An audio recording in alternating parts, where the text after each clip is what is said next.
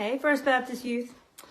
It's Melody, and I'm coming to you to give you a little short lesson about a passage that I have thought about a lot since this corona situation is happening.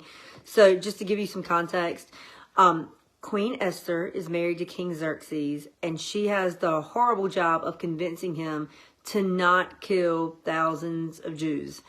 She is a Jew herself. This is before Jesus. And so her uncle Mordecai comes to her and says, Esther, you've got to convince him. And so here is the passage.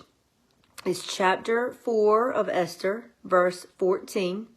It says, this is Mordecai talking to Esther. If you remain silent at this time, relief and deliverance for the Jews will arise from another place, but you and your father's family will perish.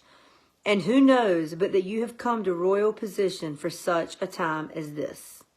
So he basically was saying, Esther, God has put you in this royal house for you to stop the killing of all these Jews. And that phrase, for such a time as this, is one that I keep thinking about during these strange days that we're having. So this is my takeaway here.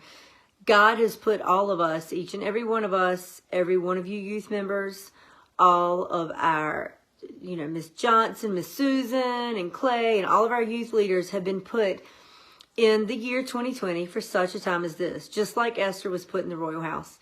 And we need to think about that. And it's kind of a privilege in a weird backwards way to be living through this pandemic.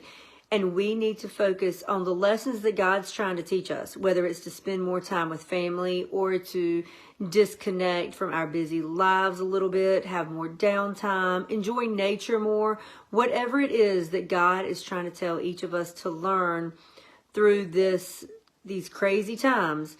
Just remember that God has placed each of us in 2020 for such a time as this.